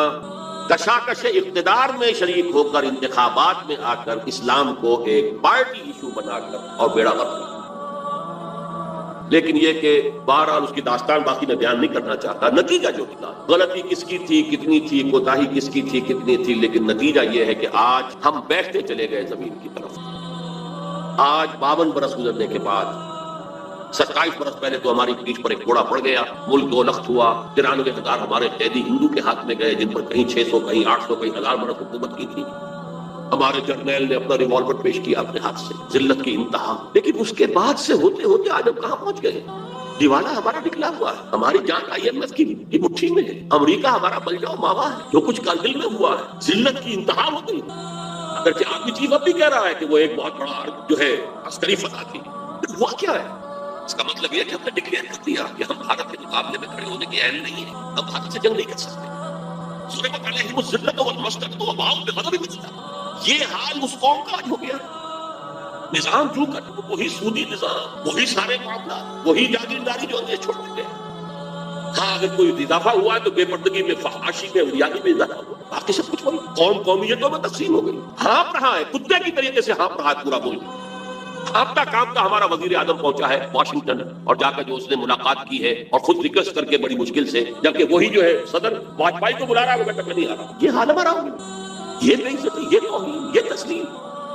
اور جان ان کی مٹھی میں ہے، جو چاہے نہ کرے، جو چاہے ہم سے کروا لیں۔ ہمارے اپوزیشن لیڈر ہو تو وہیں کے طواف کرنے والے ہیں۔ معلوم ہوتا ہے کہ ہم تو امریکہ کی ایک ریاست، بلکہ یوں کہیے کہ کالونی بن گئی، ہماری کوئی حیثیت نہیں۔ یہ ہے صورتحال جو آج ٹھیک منتقل ہو رہی ہے۔ وَاتْلُ عَلَيْهِمْ نَبَأَ الَّذِي آتَيْنَاهُ آيَاتِنَا فَانسَلَخَ مِنْهَا فَأَتْبَعَهُ الشَّيْطَانُ فَكَانَ مِنَ الْغَاوِينَ وَلَوْ شِئْنَا لَرَفَعْنَاهُ بِهَا وَلَكِنَّهُ أَخْلَدَ إِلَى الْأَرْضِ فَمَثَلُهُ كَمَثَلِ الْكَلْبِ إِنْ تَحْمِلْ عَلَيْهِ يَلْهَثْ أَوْ تَتْرُكْهُ يَلْهَث فَاقْصُصِ الْقَصَصَ ذَلِكَ مَثَلُ الْقَوْمِ الَّذِينَ كَذَّبُوا بِآيَاتِنَا فَاقْصُصِ الْقَصَصَ لَعَلَّهُمْ يَتَفَكَّرُونَ۔ میرے اور آپ کے لیے لمحہ فکریہ ہے، رونے کا موقع۔ میں مرثیہ کا لفظ میں نے اس لیے استعمال کیا، آج ہم کہاں پہنچے؟ اگرچہ جب تک سانس تب تک ٹھاس، جب تک اللہ مہلت دے رہا ہے اسے ہم غنیمت سمجھیں اور کمر ہمت کسیں دوبارہ کچھ کرنے کے لیے، ورنہ یہ کہ حالات جہاں تک پہنچ گئے ہیں، اب میں زیادہ وقت نہیں لینا، کون نہیں جانا۔ کوئی دن جاتا ہے کہ جس دن آپ کے اخبار میں خبریں نہ ہوں خودکشیوں کی، بھوک کی وجہ سے، افلاس کی وجہ سے۔ یہ ملک جس کو اللہ نے کیا کیا نعمتیں عطا کی، یہ ملک جو ابتدائی سالوں میں کتنا خوشحال تھا، یہ ملک کے جو سیاح آتا تھا ہندوستان سے وہ کہتا تھا کہ ہم ایک پسماندہ ملک سے ایک ترقی یافتہ ملک میں آ گئے، اور جو یہاں سے ادھر جاتا تھا وہ کہتا تھا ترقی یافتہ ملک سے ایک پسماندہ ملک میں آ گئے۔ آج حال کیا ہے؟ مشرقی پنجاب کے اندر تمام فارمرز کے لیے بجلی مفت، صرف مشرقی پنجاب کافی ہے پورے ہندوستان کو فیڈ کرنے کے لیے۔ ہمارا کیا حال؟ ہمارے کھیت سوکھے رہتے ہیں، بجلی کا بل بہت کرے گا۔ ذرا کھڑے ہو جائیے، جو نہر انہوں نے نکالی 700 میل لمبی نہر نکالی، 700 میل، اور راجستھان کو ہرا بھرا کر دیا ہے۔ کوئی کھڑا ہو سندھ کی سرحد پر، تھرپارکر کی سرحد پر، تو ادھر نظر آئے گا ٹیبے ٹیبے، ریت ہی ریت، اور ریگستان ادھر گلو گلزار ہے۔ 700 میل لمبی اور سیمنٹ لائن، پوری کی پوری نہر 700 میل کی جو ہے وہ کنکریٹ کے لائننگ کے ساتھ ہے، جس سے نہ سیپیج ہوگا، نہ اس سے جو یہ زمین کا جو یہ خرابی پیدا ہوتی ہے، کوئی کلر ہو، کچھ نہیں ہو، وہ کہاں سے کام ہو۔ آج ان کے ہاں بحث ہو رہی ہے کہ ہمیں تو وہ بنانے میزائل کے جو امریکہ تک مار دیا۔ پاکستان کیا شے ہے؟ پاکستان اور چین کیا شے ہے؟ ان کی نیوی پورے انڈین اوشن کے اوپر اس وقت جو ہے وہاں بھی آسٹریلیا اور ساؤتھ افریقہ گھبراتا ہے۔ یہ ہم کہاں کس جگہ کھڑے؟ یہ ذلت، ضربت علیہم الذلۃ والمسکنۃ وباؤوا بغضب من اللہ۔ لیکن جب تک ابھی اللہ مہلت دے رہا، ویسے تو صحیح بات یہ ہے کہ سن 71 میں اگر وہ یک طرفہ سیز فائر نہ ہوتا، اللہ نے جو اللہ کی انگلیوں میں ہوتے ہیں تمام انسانوں کے دل، نکسن کا، جس کو کہ گاندھی مر گئی کہتے pro Pakistan tilt of Nixon administration, Nixon نے ڈائریکٹ لائن کے اوپر جو ہاٹ لائن کے اوپر کوسیجن سے کہا، کوسیجن نے جو ہے ڈائریکٹ کہا ہے اندرا گاندھی سے، بس جو ہو گیا یونیلیٹرل سیز فائر، ورنہ ہمارا حال کیا تھا؟ سیالکوٹ کا سیکٹر ٹوٹا ہوا تھا، راجستھان کا سیکٹر ٹوٹا ہوا تھا، لے دے کر ایک ٹکا خان جو ہے ٹاسک فورس لے کر بیٹھا ہوا تھا سلیمان کی ہیڈ پر، ایئر فورس ہماری تقریباً جو ہے وہ مفلوج ہو چکی تھی۔ وہ اواکس کے قسم کے جو ہے وہ ہیلی کاپٹر رشیا نے اسے دے دیے تھے کہ ہمارا ہلتا بھی تھا جہاں تو انہیں معلوم ہو جاتا، ہماری نیوی کو ہٹ کر گئے وہ آ کر ہماری بندرگاہ کے اندر۔ لینڈ ڈیفنسز کی فکر ہو رہی تھی کہ کہیں وہ اتر ہی نہ آئے ہماری خشکی کے اوپر، سمندر کے راستے سے۔ بہرحال اللہ نے ہمیں فریشنیس دی تھی، لیکن آج کی تاریخ تک ہمارے لچھن وہی ہیں، ہمارا شب و روز وہی ہے، ہمارے صبح و شام وہی ہیں قطعاً، اور حالات خراب سے خراب تر ہوئے۔ جو اربوں کے غبن ہوئے وہ تو بعد میں ہوئے، جس طریقے سے کہ اس ملک کی معیشت کا بیڑا کیا فرق کیا وہ تو بعد میں ہوا، ہم اور دھستے چلے گئے، وَلَٰكِنَّهُ أَخْلَدَ إِلَى الْأَرْضِ، زمین میں دھستا چلا گیا۔ وہ نقشہ ہے پاکستان۔ اب ذرا چند منٹ میں نے عرض کیا تھا نا، یہ 175 176 177 آیات ہیں جن میں ہماری تصویر ہے۔ اب 75 76 77 سورہ توبہ، ہمارے معاشرے کی اخلاقی جو حالت اس وقت ہے اس کا نقشہ دیکھنا ہو تو ان آیات میں دیکھیں۔ سورہ توبہ کا ایک بہت بڑا مضمون ہے منافقین کے بارے میں، ان کے کیا خصائص ہیں، ان کی پھر اللہ کے ہاں کس قدر بڑا عذاب ان کے لیے ہے، کس طریقے سے وہ حضور کے استغفار سے بھی محروم کر دیے گئے۔ استغفر لهم او لا تستغفر لهم ان تستغفر لهم 70 مرة فلن يغفر الله لهم۔ اے نبی ان کے لیے آپ استغفار کریں یا نہ کریں برابر ہے، آپ 70 مرتبہ بھی استغفار کریں گے تب بھی اللہ انہیں معاف نہیں کرے۔ ان منافقین کے خاص قسم کا بیان ہو رہا ہے، وَمِنْهُمْ مَنْ عَاهَدَ اللَّهَ، ایک خاص قسم ایسے منافقین کی ہے جنہوں نے اللہ سے عہد کیا تھا، لَئِنْ آتَانَا مِنْ فَضْلِهِ، اگر اللہ ہمیں اپنے فضل سے نواز دے گا، لَنَصَّدَّقَنَّ وَلَنَكُونَنَّ مِنَ الصَّالِحِينَ، خوب صدقہ خیرات کریں گے، نیک بن جائیں، خادم خلق بن جائیں۔ فَلَمَّا آتَاهُم مِنْ فَضْلِهِ، جب اللہ نے انہیں اپنے فضل سے نواز دیا، بخلوا به وتولوا وهم معرضون، اب اس دولت کے ساتھ بخل سے کام لیا، تجوریاں بند کر لی اور اپنی پیٹھ موڑ لی، اعراض کیا، بھول گئے وعدے۔ اب سنیے آیت، فَعَاقَبَهُمْ نِفَاقًا، ان کی اس وعدہ خلافی کی پاداش میں اللہ نے ان کے دلوں میں نفاق کا پیدا کیا۔ اگلے الفاظ میں اکثر آ کر اس آیت کو یہاں چھوڑ دیا کرتا ہوں، پڑھا بھی کرتا، میں کام کیا تھا، اس لیے کہ الفاظ یہ ہے کہ اب یہ نفاق رہے گا الی یوم یلقونہ، اس دن تک رہے گا ان کے دلوں میں جس دن کے ان کی ملاقات اللہ سے ہو، اس نفاق کا روک نکل نہیں سکتا۔ میں کہتا ہوں فعاقبهم نفاقا في قلوبهم الى يوم يلقونه بما اخلفوا الله ما وعدوه وبما كانوا يكذبون، بسبب اس وعدہ خلافی کے جو انہوں نے اللہ کے ساتھ کیا اور بسبب اس جھوٹ کے جو انہوں نے بولا۔ یہ 3 آیات۔ بہرحال شاہ صاحب تشریف فرما ہے، اور بھی میری عمر کے بھی لوگ ہوں گے بہت سے یہاں، کیسی کیسی گڑ گڑا کر دعائیں مانگی تھی اللہ سے، اے اللہ تو ہمیں ہندو اور انگریز کی دوہری غلامی سے نجات دے، ہم تیرے دین کا بول بالا کریں۔ علامہ اقبال نے کہا تھا کہ مجھے یقین ہے کہ ہندوستان کے شمال مغرب میں ایک آزاد مسلمان ریاست قائم ہوگی، اور اگر ایسا ہو گیا تو ہمیں موقع مل جائے گا کہ اسلام کے چہرے پر جو پردے پڑ گئے دور ملوکیت میں، عرب امپیریلزم کے دوران، وہی ملکن عاضمن، وہ جو ظالمانہ دور حکومت تھا ملوکیت، اس میں جو پردے پڑ گئے تھے انہیں ہٹا کر صحیح اسلام، اور دور ملوکیت سے پہلے کا اسلام کس کا تھا؟ دور خلافت راشدہ کا اسلام، اس کی ایک شکل دنیا کو دکھائیں گے، یعنی قائم کریں گے یہاں نظام خلافت۔ قائد اعظم نے فرمایا تھا کہ ہم پاکستان اس لیے چاہتے ہیں عہد حاضر میں اسلام کے اصول حریت و اخوت و مساوات کی ایک نمونہ پیش کریں، لیکن جب پاکستان بن گیا تو 52 برس کے بعد وہی نظام، وہی سودی نظام، وہی جاگیردارانہ نظام، ہمارا معاشرتی ڈھانچہ پہلے سے ڈھیلا ہو چکا ہے۔ ہمارے جو اب تو نفاق کی جو 3 شکلیں ہیں وہ آپ کے سامنے بیان کر رہا ہوں۔ سب سے پہلا جس کو ہم کہتے ہیں نفاق باہمی، اب وہ قوم ایک نہیں رہی، اب قومیتوں میں تقسیم ہو گئی۔ ڈھونڈ اب اس کو چراغ رخ زیبا لے کر وہ جو ایک قوم بن گئی تھی جو ہندو کے مقابلے میں بنیاد مرصوص بن کر کھڑی ہو گئی تھی، کہاں ہے؟ یہ قومیتیں ہیں، عصبیتیں ہیں، ایتھنک ہیں، لنگوسٹک ہیں، صوبائیت کا ایک افریت ہے، سب چیخ رہے ہیں جاننے والے کہ کالا باغ ڈیم نہ بنا تو کچھ چند سالوں کے بعد یہ سب پھر وہی باریں جو ہوتی تھی یہاں پنجاب کے اندر، گنجی بار اور نیلی بار اور یہ سب باریں ہوں گی، یہ یہاں کی ساری زرخیزی ختم ہو جائے گی، دونوں آپ کے ڈیم سلٹ اپ ہو رہے ہیں، مسلسل سلٹ اپ ہو رہے ہیں، کیا ہوگا؟ لیکن نہیں، صوبائیت راستے میں آئی۔ اتنا بھاری مینڈیٹ لے کر آنے والے نے بھی بڑا اعلان کر دیا تھا بنائیں گے، پھر کیسے چپ ہو کے بیٹھ جانا پڑا، اس کا اب نام بھی نہیں، ذکر بھی نہیں، کوئی تذکرہ بھی نہیں، کیوں؟ صوبائیت مسئلہ، شیعہ سنی کا مسئلہ، یہ ساری منافقت باہمی، نفاق باہمی، یہ نتیجہ ہے اس کا اللہ کے ساتھ بدعہدی کا اور خلافت۔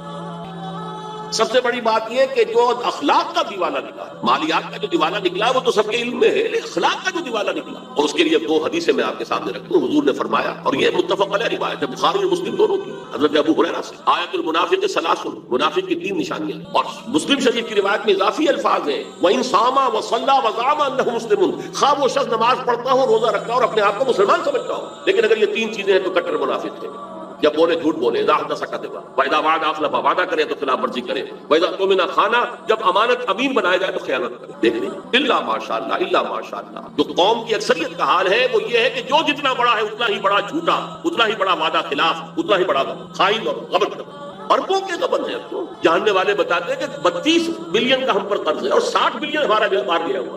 اور 33 بلین ہم دے چکے ہیں سود کے اندر، لیکن وہ کھڑا ہوا ہے قرض پہ۔ اخلاق کا دیوانہ نکل گیا۔ دوسری حدیث میں عبداللہ ابن عمرو بن العاص سے ہے، وہ بھی متفق علیہ ہے، حضور نے فرمایا 4 چیزیں ایسی ہیں جو کسی میں ہے تو کٹر منافقاً خالص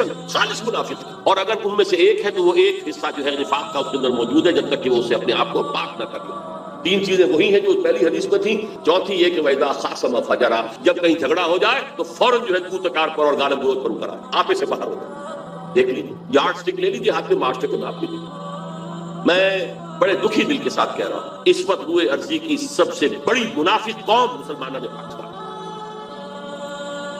یہ شکل کہیں دنیا میں نظر نہیں۔ تیسری منافقت کا جو سب سے بڑا ہمارا ہے، کسی ملک کا سب سے سیکریٹ ڈاکومنٹ ہوتا ہے دستور، اور ہمارا دستور منافقت کا پلنگا، پورا اسلام اس میں موجود ہے، قرارداد مقاصد موجود ہے، یہ دفعہ موجود ہے 227 کے، یہاں کوئی کتاب و سنت کے خلاف قانون سازی نہیں ہو سکتی، کوئی منافی قانون رہ نہیں سکتا، لیکن اس کو باندھ دیا ہے آئیڈیالوجی کونسل کے ساتھ، وہ اس کے اوپر رپورٹیں دیتی رہے گی، رپورٹوں کا کیا حشر ہوگا؟ خالی چپ۔ ضیاء الحق نے بنایا فیڈرل شریعت کورٹ کہ جو بھی یہ عدالت فیصلہ کر دے گی کہ یہ قانون خلاف کتاب و سنت ہے وہ کالعدم ہو جائے گا، لیکن اسے ہتھکڑیاں پہنا دی، بیڑیاں پہنا دی، دستور تمہارے دائرے سے خارج، اور جو عدالتی قوانین ہے پروسیجرل لا وہ تمہارے دائرے سے خارج، پرسنل لا مسلم، فیملی لا تمہارے دائرے سے خارج، مالی قوانین بھی 10 سال کے لیے خارج۔ وہ 10 سال کی ہتھکڑی کھلی تھی تو فیڈرل شریعت کورٹ نے سود کے بارے میں، بینک انٹرسٹ کے بارے میں فیصلہ دیا تھا، لیکن اس کو بھی آج کتنے سال ہو گئے؟ تاخیر، تعویل، جھوٹے وعدے۔ میرے سامنے بیٹھ کر کہا تھا میاں محمد شریف نے 6 مہینے کے اندر ختم کرو سود کو، اور یہ دونوں بھائی جو ہیں شہباز شریف اور نواز شریف کہہ کر کہتے ہیں 1 سال کے اندر ختم کر دیں گے، وہ 2.5 سال ہو چکے اور ابھی تک وہ شکل جو سپریم کورٹ کی اپیلیٹ بینچ سے اس کا فیصلہ نہیں آیا، پتہ نہیں کیا شکل ہے، آیا ہے کہ نہیں آیا ہے، اور اگر نہیں آیا ہے 1 مہینے کے اندر اندر اسے آنا چاہیے تھا عدالت کے کھلنے کے بعد، تو کہیں ایسا ہی نہ ہو کہ اصل لا ہیئرنگ شروع ہو جائے۔ بہرحال یہ ہے ہماری منافقت کے 3 پہلو جو میں نے آپ کے سامنے گنوایا، لیکن جیسا کہ میں نے عرض کیا تھا، جب تک سانس تب تک آس، راستہ کیا؟ ابھی ہمارے لیے مہلت ہے جب تک اللہ تعالیٰ نے ہمیں مہلت دے رکھی۔ حالات اس تیزی کے ساتھ اس ریجن کے بدل رہے ہیں، سب کے ساتھ۔ امریکہ فیصلہ کن طور پر اب بھارت کی پشت پر ہے، ہم سے اسے کوئی سروکار نہیں رہا، سوائے ڈانٹنے کے، ڈپٹنے کے، کبھی اپوزیشن کو ڈانٹ آ گئی، کبھی حکومت کو ڈانٹ آ گئی، کبھی کسی اور کو ڈانٹ آ گئی، ڈانٹیں آ گئی، جھڑکیاں آ گئی، دھمکیاں، اس کے سوا ہمارے ساتھ کوئی سروکار۔ ابھی جو وہاں ملاقاتیں ہوئی ہیں فورن منسٹرز کے ساتھ، تو میڈلین البرائٹ کا جو رویہ تھا ہندوستان کے وزیر خارجہ کے ساتھ اور جو ہمارے وزیر خارجہ کے ساتھ، زمین آسمان کا،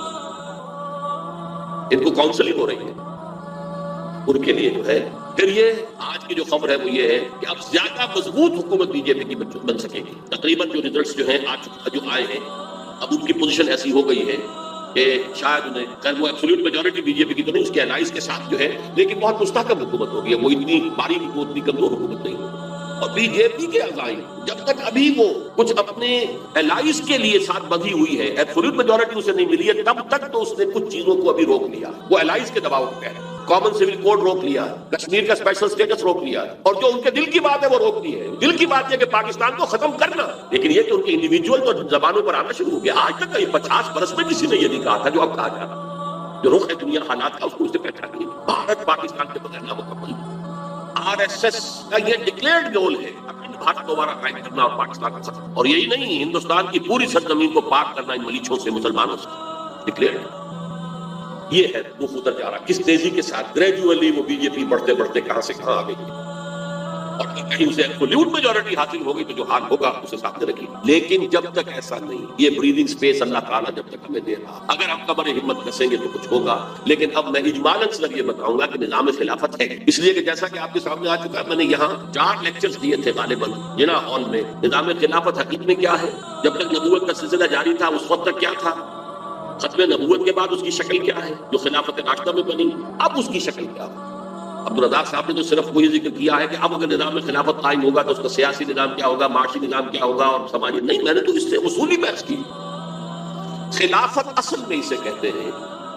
کہ اللہ کی زمین پر اللہ کی حکومت ہو۔ اللہ جو ہے براہ راست حکومت نہیں کرتا،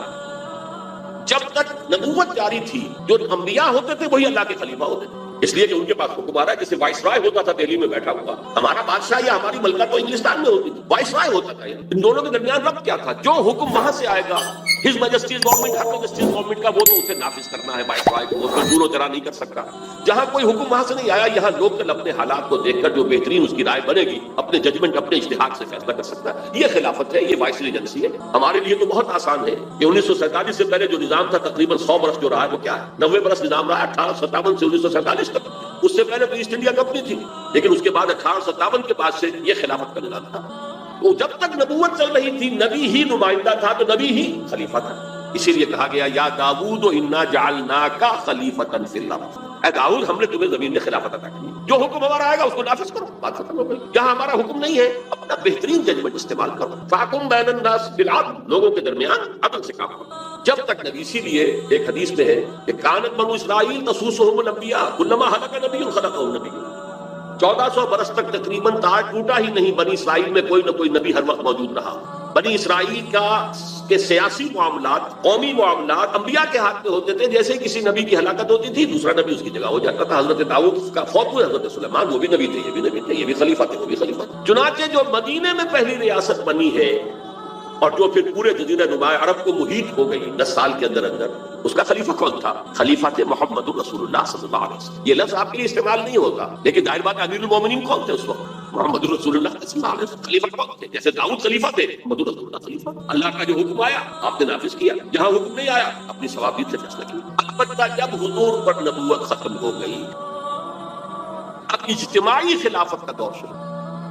اب کسی کے پاس ڈائریکٹ جو ہے وہ اللہ کے ساتھ لنک جو ہے کہ وہاں سے حکم آ رہا ہو وہی کے ذریعے سے وہ ختم ہو، کھڑکی بند ہو گئی بھائی، یہ اللہ کی کتاب ہے تمہارے پاس، یہ نبی کی تمہاری سنت ہے تمہارے پاس، وہ 2 آنکھوں سے اپنا راستہ دیکھو اور اجتہاد کرتے ہوئے آگے بڑھو۔ اور اب خلیفہ چنا جائے گا مسلمانوں میں سے۔ اب یہ 20ویں صدی کے آغاز کے وقت،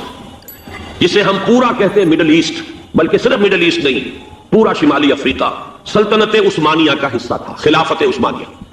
لیبیا، الجزائر، مصر، پورا حجاز، یمن، پورا عراق، شام، اور یہ شام ہی کے حصے ہیں در حقیقت، اردن اور لبنان، یہ سب، یہ شام عرب، عراق عرب، یہ پورا علاقہ خلافت عثمانیہ یہ اس کا حصہ تھا۔ پہلی جنگ عظیم میں انگریزوں نے عربوں کو بغاوت پر آمادہ کیا، غداری پر آمادہ کیا، انہوں نے خلافت عثمانیہ کے خلاف بغاوت، بیج بوئے ان کے دلوں کے اندر نفرت کے، ابھارا انہیں تم ترکوں کے غلام کیوں ہو، تمہیں خود حاکم ہونا چاہیے۔ السلام علیکم سامعین، ڈاکٹر اسرار احمد صاحب کے مزید بیانات سننے کے لیے ہمارے چینل صدائے ایمان کو سبسکرائب کیجیے۔ میں چاہتا ہوں کہ ترکی کی تاریخ کے بارے میں بھی ظاہر بات ہے کہ یہ اس وقت تفصیل کے ساتھ تو بیان کرنے کا کوئی امکان نہیں ہے، چند باتیں میں چاہتا ہوں کہ سیلینٹ فیچرز آپ حضرات کے سامنے آ جائیں۔ یوں سمجھیے کہ 13ویں صدی عیسوی، یہ 20ویں صدی عیسوی ختم ہو رہی ہے، آج سے 700 سال پہلے کے ماحول میں آپ جائیں۔ اس وقت خلافت بنو عباس کا خاتمہ ہوا 1258 عیسوی میں، فال آف بغداد، تاتاریوں کے ہاتھوں بغداد کی تباہی، اور خلافت بنو عباس کا چراغ گل ہو گیا۔ عربوں کی سیادت و قیادت اس وقت سے ختم ہو گئی۔ جو خلا پیدا ہوا وہ اس قوم نے پر کیا جن کے ہاتھوں عذاب آیا تھا، ہے آیا فتنہ تاتار کے افسانے سے، پاسما مرید کعبے کو صنم کھانے سے۔ ایک انٹرم پیریڈ تو ایسا گزرا ہے کہ جس میں طوائف الملوک کی تھی، ظاہر بات ہے کوئی بڑی تہذیب، بڑا تمدن، بڑی سلطنت ختم ہوتی ہے تو دوبارہ اس کی جگہ پر کسی دوسرے سٹرکچر کے بننے میں وقت لگتا ہے، درمیان میں وہ طوائف الملوک کی چھوٹے چھوٹے سلطان، چھوٹے چھوٹے عمراء، چھوٹی چھوٹی حکومتیں پورے عالم اسلام۔ لیکن رفتہ رفتہ یہ جو ترک ایک اصل میں یوں سمجھیے کہ ایک نسل ہے، قوم ہے، ہم مغل کو علیحدہ سمجھتے ہیں، ترکوں کا اصل میں ترک بھی ترک ہے، یہ سب ترکان ہیں، ان کی مختلف نسلیں۔ ترکان تیموری کو ہم مغل کہتے ہیں۔ ترکان صفوی کی حکومت قائم ہوئی ایران میں، ترکان تیموری یعنی مغلوں کی بہت بڑی مملکت قائم ہوئی ہندوستان میں۔ ترکان سلجوقی سب سے پہلے دائرہ اسلام میں داخل ہوئے تھے، اور وہ خلافت بنو عباس کے دور میں ہی بہت کافی پاورفل ہو چکے تھے، چھوٹے چھوٹے علاقوں میں ان کی حکومتیں تھیں۔ اسی زمانے میں مشرق و مغرب میں ہر جگہ پر پورے عالم اسلام میں سب سے زیادہ مضبوط حکومتیں جو تھی وہ غلاموں کی تھی۔ ہندوستان میں 1206 میں دلی کے تخت پر قطب الدین ایبک بیٹھے غلام تھے، پھر وہ التمش کے سب خاندان غلامہ ہیں۔ ادھر مصر میں مضبوط حکومتیں دو ہی تھی، ہندوستان میں خاندان غلامہ کی، ادھر مصر میں ممالک، مملوک کہتے ہیں غلام کو، ملکیت ہے، یہ سب ترک ہے۔ تو ان دونوں کی حکومتیں عظیم ترین قائم۔ ہندوستان میں تو دور کئی آئے، ہندوستان میں پہلے خاندان غلامہ، پھر خلجی، لودھی، سادات، مختلف خاندان، کچھ 325 برس تو اس میں گزرے، 1206 سے 1526 تک 320 برس میں یہ کئی خاندانوں کی حکومتیں توڑ پھوڑ ہوتی رہی۔ پھر 1526 سے مغل آئے، کہنے کو تو 1857 تک رہے، لیکن حقیقت میں 150 برس ہے ان کے، جن کو کہا جائے کہ صحیح ان کی عظمت کا دور ہے۔ یہ جو 6 بادشاہ ہیں، بابر، ہمایوں کا تو خیر نہ ہی شمار کیا جائے، اکبر ہے، جہانگیر ہے، شاہجہاں ہے، اورنگزیب، اس کے بعد جو ہے طوائف الملوک ہندوستان میں بھی ہو۔ لیکن اسی صدی میں 13ویں صدی کے اختتام کے قریب 1288 میں ایک ترک سردار ارطغرل کا بیٹا عثمان، یہ خاندان عثمانی جو ہے حضرت عثمان سے کوئی تعلق نہیں ہے ان کا، یہ اکثر لوگ چونکہ اس میں بھی مغالطے میں نے دیکھا بڑے بڑے پڑھے لکھے لوگ، امریکہ کے ڈاکٹرز بھی اس مغالطے میں تھے کہ شاید ان کا تعلق حضرت عثمان سے، جیسے بنو عباس کا حضرت عباس سے ہے تو یہ عثمانی سلطنت جو ہے یہ شاید یہ حضرت عثمان کی نسل سے ہے، کوئی تعلق نہیں، یہ تو ترک ہے۔ عثمان بیگ اس کا نام تھا سردار کا، اس نے چھوٹی سی حکومت قائم کی، ویسے تمام مسلمانوں کی حکومتیں تھی، اناطولیہ پورا کا پورا جو ہے مسلمانوں کا تھا، مختلف چھوٹی چھوٹی ریاستیں، لیکن عثمان بیگ نے 1288 میں اس وقت کا جو ترکی ہے اس کا شمال مغربی کونا، صرف ایشیائی ترکی، اس میں چھوٹی سی حکومت قائم کی۔ 1288 سے لے کر اس کے بعد یہ حکومت جو ہے تسلسل کے ساتھ قائم رہی، اور فرق یہ ہے کہ ہندوستان میں تو جیسا کہ میں نے عرض کیا اس عرصے میں بہت سے خاندان آئے اور ختم ہوئے، مغلیہ دور آیا ختم ہوا، پھر انگریز بھی آ گئے، لیکن یہ کہ 1288 سے لے کر اب یہ 1992 تک وہ سلسلہ وہاں قائم، کوئی دخل نہ ہے۔ عروج و زوال انہی کے درمیان آئے ہیں، کبھی ان کی سلطنت بہت پھیل گئی، کبھی سپڑ گئی۔ پھر یہ کہ آج بھی بہرحال پورا ایشیا مائنر جس کو آپ کہتے ہیں، ایشیائے کوچک، اناطولیہ کا پورا علاقہ، اور یورپ میں بھی بہرحال 3% ان کا رقبہ جو ہے یورپ کے اندر بھی ہے، آج بھی وہ مملکت قائم ہے، اور اس مملکت کے اندر نوٹ کیجئے پورے 400 برس تک خلافت رہی۔ ویسے تو 600 برس سے داخل ہو چکے ہیں 1288 سے لے کر، اور یہ 1992 تک یہ تو 700 سال کی حکومت ہے، لیکن یہ کہ خلافت جو ہے وہ 1520 سے شروع ہوئی، یہ ذرا ذہن میں رکھیے، جبکہ انہوں نے حجاز کو بھی فتح کر لیا، مصر کو بھی فتح کر لیا، عظیم ترین 3 بر اعظموں پر دنیا میں کوئی اور حکومت اور کوئی اور سلطنت اتنی عظیم نہیں تھی جتنی کہ اس وقت سلطنت عثمانیہ تھی۔ پورا حجاز، پورا یمن، پورا عراق، شام، مصر، اور پھر یہ لیبیا، الجزائر، تیونس تک، یہ سب کے سب پورا ایشیا مائنر، اور جیسا کہ میں نے عرض کیا بہت بڑا رقبہ، تمام بلقان اسٹیٹس، ہنگری اور یہ علاقے جو ہیں یوگوسلاویہ، سب کے سب جو ہے یہ ایک مملکت 3 بر اعظموں کے اوپر ہوئی تھی۔ تو 1520 سے خلافت شروع ہوئی ہے، اور 1920 سے لے کر 1924 4 سال میں درجہ بدرجہ ختم ہوئی، وہ بھی میں آج آپ کو بتاؤں گا کہ وہ درجے کیا ہیں۔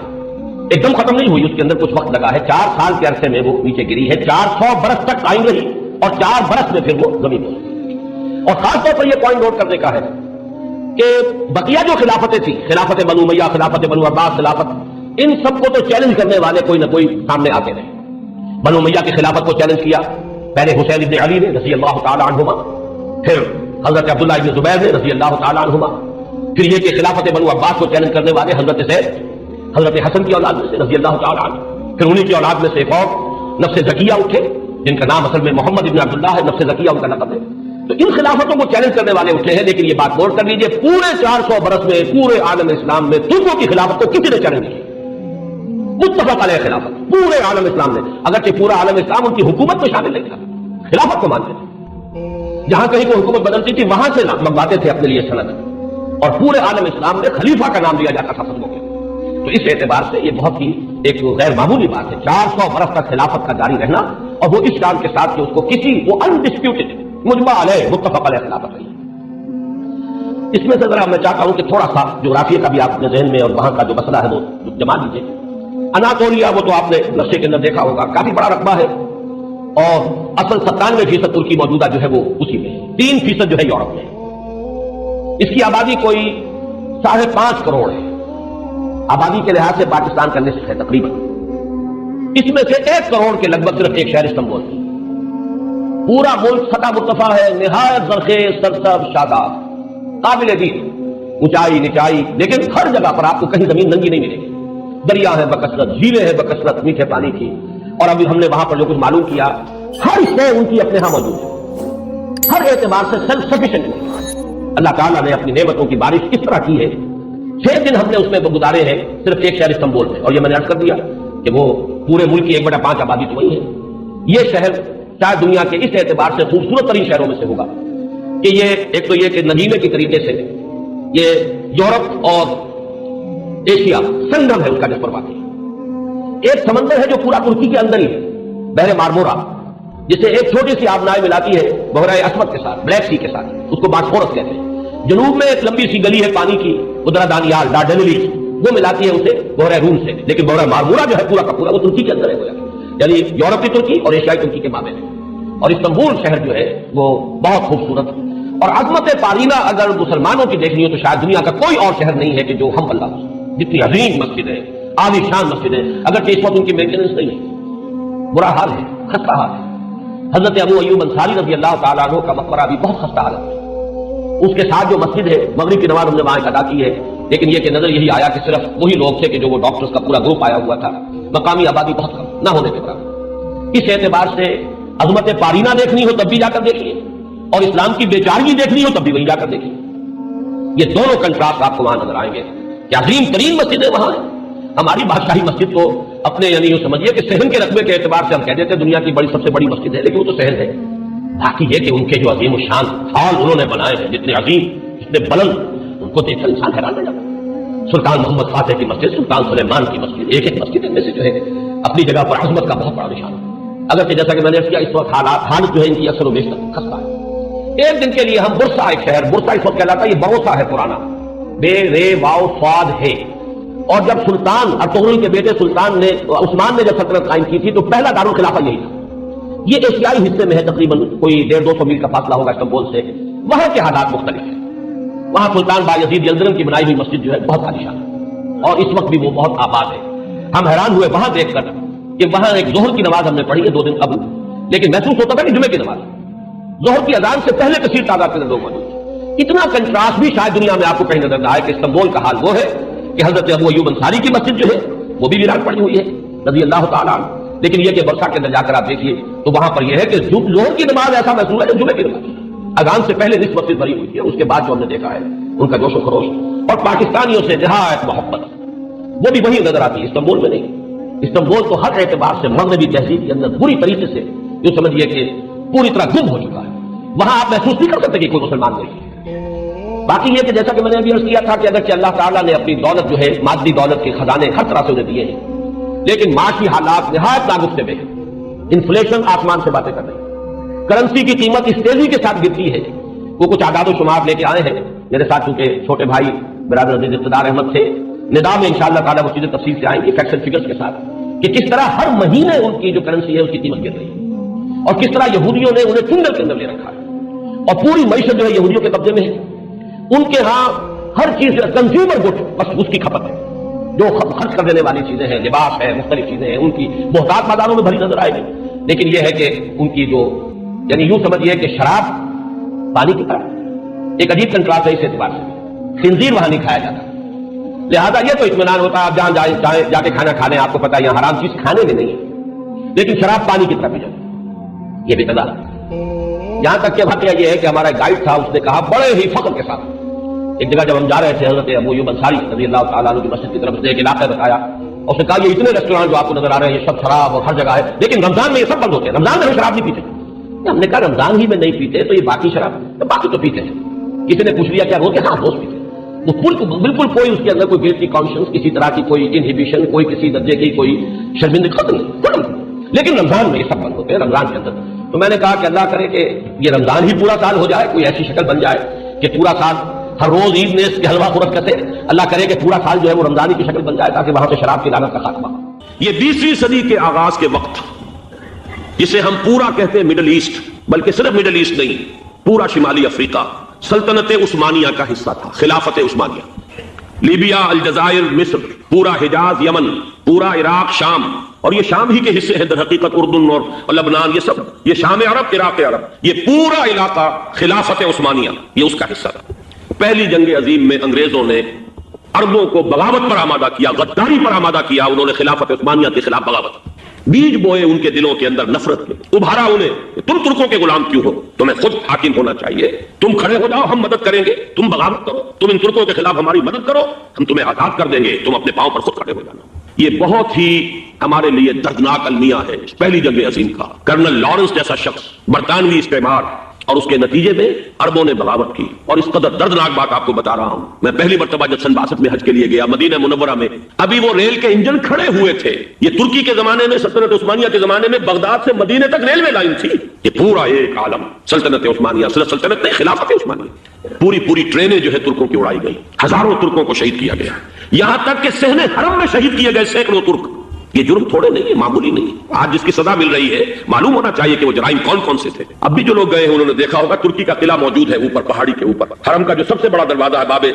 ملک عبد العزیز، اس کے سامنے ایک لائبریری ہوتی تھی، اب تو غالباً وہ بھی گرا دی گئی ہے، اس کے پیچھے پہاڑی پر ترکوں کا قلعہ ہے پرانا، اس پر توپیں موجود تھیں۔ جب بغاوت ہوئی ہے، جو حرم میں آئے ہوئے تھے ترک فوجی، ظاہر بات ہے نہتے، وہ تو نماز پڑھنے آئے ہوئے تھے، ان کو وہاں ذبح کیا گیا، اور ترکوں نے اپنی توپیں استعمال نہیں کی کہ کہیں بیت اللہ کو کوئی نہ پہنچ جائے۔ بہرحال یہ غداری ہوئی ہے پہلی جنگ عظیم کے دوران، اور نہ صرف ترکوں کے، عربوں نے کی ہے۔ جیسا کہ میں نے کہا تھا، دو ہے سب سے بڑے مجرم روئے ارضی کے اوپر امت مسلمہ کے طبقات۔ ہمارا پنجابی سپاہی بھی جا کر انگریزوں کی مدد کر کے ایلن بی کو قبضہ جو لے کر دیا بغداد کا، اس میں ہمارے مسلمان پنجابی سپاہی بھی شامل ہیں۔ یہ خون چکاں باب ہے ہماری تاریخ کا اس صدی کا۔ لیکن اس کے بعد سلطنت عثمانیہ کے ٹکڑے ہو گئے، چیچڑے ہو گئے۔ ایک انگریز نے لکھا ہے یہ جملہ، ذہن میں بجھا ہوا جملہ، کہ تاریخ میں یہ بات ثبت ہو جائے گی کہ ایک انگریز نے اس سلطنت کے ٹکڑے کر دیے کہ جو عمر فاروق نے قائم کی تھی رضی اللہ تعالیٰ عنہ۔ یہ پورا عالم، یہ تمام علاقہ کس نے فتح کیا؟ یہ بات ہاتھ بدل گئے تھے، پھر ترک آ گئے، خلافت عثمانیوں کے پاس چلی گئی، لیکن یہ سلطنت تو حضرت عمر رضی اللہ تعالیٰ عنہ کے زمانے سے چلی آ رہی تھی۔ اس کو ایک انگریز کرنل نے، اور اس نے بغاوت میں آمادہ کر کے عربوں کو اور ترکوں کے پیٹھ میں چھرا ڈھکوا کر ان کے ذریعے سے اور ٹکڑے کر دیے۔ لیکن جب جنگ ختم ہوئی، اب انہوں نے کہا کہ اب ہمیں آزادی دیجیے،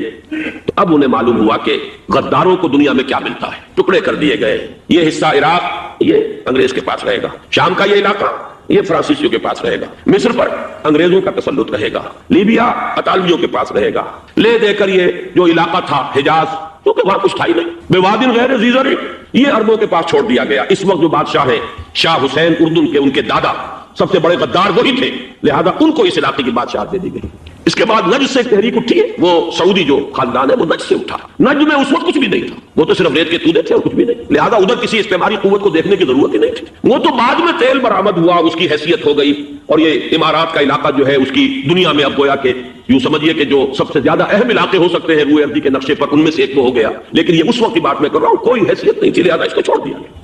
یہ ہے تاریخی پس منظر، یہ لکیریں جو کھینچی گئی ہیں، یہ ایک ملت اسلامیہ کو جو قومیتوں میں تقسیم کیا گیا، پھر نعرے لگوائے گئے المصر للمصریین الشام للشامیین۔ اب شامی ایک علیحدہ قوم ہو چکے ہیں، مصری ایک علیحدہ قوم ہو چکے ہیں، عراقی ایک علیحدہ قوم ہو چکے ہیں۔ یہ ساری تقسیمیں استعمار کی پیدا کرنا ہے، اس کا کوئی تعلق اسلام کے ساتھ نہیں۔ اب ضرورت تو اس بات کی تھی کہ استعمار کے پنجے جب یہاں سے کچھ ہٹے، دوسری جنگ عظیم کے بعد ایک دور آیا، امریکہ ابھرا ہے دنیا کی عالمی سطح پر سیاست میں، اس کے ہاں کچھ آزادی کے تصورات تھے، اس نے بھی سپورٹ کیا۔ برطانیہ کمزور ہو چکا تھا، وہ اتنے بڑے علاقے کو ہولڈ نہیں کر سکتا تھا، ہندوستان بھی آزاد ہوا، پھر یہ کہ اور دوسرے علاقوں سے بھی اس کو پسپائی اختیار کرنی پڑی۔ استعمار کے پنجے جس طرح بھی ہوئے، ان کے سینوں سے، عربوں کے سینوں سے جو ہے گویا کہ وہ ہٹے، لیکن امریکہ نے ایک اپنی بہت بڑی حکمت عملی جو اختیار کی، عالم عرب کے سینے میں اسرائیل کا خنجر پیوست کر دیا، تاکہ یہ کبھی آزاد نہ ہو جائیں، ہمارے انگوٹھے تلے رہے، ہماری پالیسی گمن کرے۔ یہ استعمار کا دوسری جنگ عظیم کے بعد جہاں برطانوی استعمار، فرانسیسی استعمار رفتہ رفتہ یہ ہٹنے شروع ہوئے۔ صدر ناصر نے انگریزوں کو اٹھا کر پھینکا میڈیٹرینین میں اور دوسرے جگہوں سے، الجزائر نے آزادی حاصل کی فرانس سے، اطالویوں سے جو ہے لیبیا والوں نے آزادی حاصل کی، یہ ہو گیا، لیکن ایک خنجر پیوست کر دیا گیا اسرائیل کا سینہ عرب۔ اس صورتحال میں ظاہر بات ہے کہ ایک تو بڑی آئیڈیل پوزیشن تھی کہ پورا عالم اسلام متحد ہو،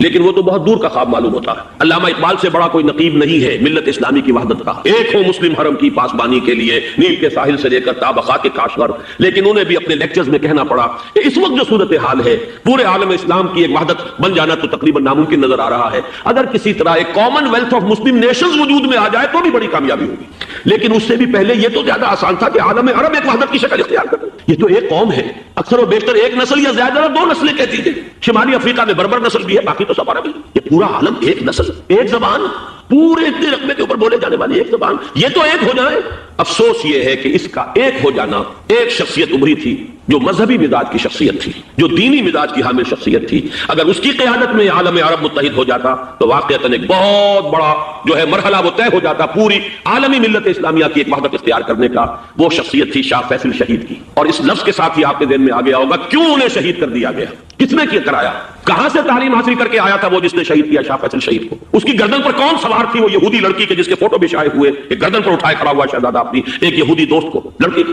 اور وہی ہے کہ جس نے جا کر پستول سے شہید کیا ہے. جان میں اچھی طرح جان لیجئے، جیسے بارہا میں نے عرض کیا ہے کہ حضرت عمر کو شہید کرنے والا کہنے کو ابو لولو فیروز تھا، لیکن اس کے پیچھے پورا ایرانی نسل پرستی کا جو پورا پس منظر ہے، اسے تو ہر شخص جس کی ذرا بھی نگاہ جو ہے جو صرف منظر کو نہ دیکھ رہی ہو، پس منظر کو بھی دیکھنے والی ہو، وہ تو جان دے گی کہ ابو لولو فیروز ایک فرد کا نام نہیں تھا، وہ ایران کا انتقام تھا عالم عرب سے. بالکل اسی طریقے سے یہ امریکی استعمار کا ہتھ کنڈا تھا، اسے محسوس ہوا. شاہ فیصل مذہبی مزاج کا شخص یہ ابھر رہا ہے. اور یہ شاہ فیصل کی حکمت عملی کا ذرا آپ اندازہ کیجئے. لاہور میں سمٹ کانفرنس ہوئی، اس میں وہ آئے، سب سے ٹاورنگ پرسنالٹی پورے اس وقت عالم اسلام کے اندر شاہ فیصل کی تھی. اور وہ گویا کہ ایک بہت ہی جس کو کہا جائے کہ ایک بہت ایلڈرلی، ایک بزرگانہ ایک شخصیت جو ہے. اور انہوں نے اپنے دولت کے دروازے، عرب میں وہ مشہور تھے کہ نہایت خسیس اور بخیل انسان ہے، اس لیے کہ وہاں وہ خرچ کرتے تھے حساب کتاب کے ساتھ، لیکن ان کے خزانے کھلے ہوئے تھے عالم اسلام کے لیے. ادھر بھی مدد ہے، ادھر بھی مدد ہے، ادھر بھی کام ہو رہا ہے، ادھر بھی کام ہو رہا ہے. پھر انہوں نے تیل کا ہتھیار استعمال کر کے ایک دفعہ امریکہ کو دن میں تارے دکھا دیے تھے. 10ویں صدی عیسوی کے بعد سے وہ نفرت کا دھارا صلیبی جنگوں کی شکل میں عالم اسلام پر ٹوٹ پڑا. اور اس کے بعد حال ہی میں جو فتح انہوں نے حاصل کی، نوٹ کر لیجئے کہ جہاں تک پروٹیسٹنٹ مذہب کا تعلق ہے وہ تو پہلے سے ان کی جیب میں تھا. یہ ویسٹ کا لفظ آپ نے پڑھا ہوگا اور اخبارات میں آتا رہا. خلیج کی جنگ کے دوران ویسٹ ایک تو کہتے ہیں یہ بھیڑ جو کاٹ جاتی ہے، منہ پھوٹ جاتا ہے، ایک ویسٹ مخفف ہے. وائٹ اینگلو سیکسن پروٹیسٹنٹس سب سے پہلے یہود نے انہیں شکار کیا، اپنا اعلی کار بنایا. یہی وجہ ہے آپ کو معلوم ہے 1917 میں انگریزوں کے ذریعے سے انہیں یہ اجازت ملی کہ فلسطین میں زمینیں بھی خرید سکتے ہیں، جائیدادیں بھی خرید سکتے ہیں. بالفور ڈیکلریشن، انگلستان کا وزیر خارجہ تھا جس نے کہ یہ اجازت دلوائی ہے. ورنہ یہ کہ خلافت عثمانیہ جب تک قائم رہی ہے، خلیفہ عثمانی ترک خلیفہ نے اجازت نہیں دی. اس لیے کہ حضرت عمر رضی اللہ تعالیٰ عنہ، یہ بھی اب تاریخ کی ایک حقیقت بیان کر رہا ہوں جو شاید بہت سے حضرات کے علم میں نہ ہو،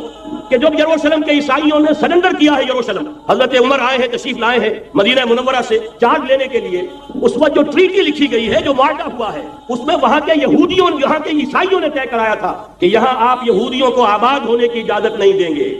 یہودی آ سکتا ہے، زیارت کر سکتا ہے، اپنے مقامات مقدسہ کو آ کر دیکھ سکتا ہے، یہاں آباد نہیں ہو سکتا. اور یہ کون شرط رکھ رہا ہے؟ عیسائی. اس وقت تک عیسائیوں کی دشمنی یہودیوں کے ساتھ اس درجے میں تھی. اور یہی حضرت عمر رضی اللہ تعالیٰ عنہ کی وہ شرط تھی کہ سلاطین عثمانیہ، خلفاء عثمانیہ نے بھی، حالانکہ یہودیوں نے بڑی سے بڑی رشوت دینے کی کوشش کی ہے، سلطان عبدالحمید خان کو یوں سمجھیے کہ سیم و زر سے خریدنے کی کوشش کی ہے، لیکن اس کے باوجود ان کا کہ جو فیصلہ حضرت عمر کر گئے تھے، جو کمٹمنٹ رضی اللہ تعالیٰ عنہ ان کی ہے، میں اس سے سرے منہ انحراف نہیں کر سکتا. اصل میں اسی کی تو صدا ہے جو فری میسنری کے ذریعے سے خلافت کا خاتمہ کرایا گیا، کہ یہی سب سے بڑی رکاوٹ ہے. اگر خلافت ختم نہ ہوتی اور اگر کہیں جہاد کا اعلان خلیفہ عثمانی کی طرف سے ہو گیا ہوتا تو یہ کہی تھی بات. جب حضرت شیخ الہند رحمۃ اللہ علیہ جب یہ اسیری میں تھے مالٹا میں، تو وہاں کا انگریز کمانڈر، اس نے کیونکہ وہ کچھ مرید ہو گیا تھا یا کم سے کم عقیدت مند ہو گیا تھا، ایک روز حضرت شیخ الہند نے ان سے سوال کیا اس شخص سے کہ آپ لوگ ہماری خلافت کے پیچھے کیوں پڑے ہوئے؟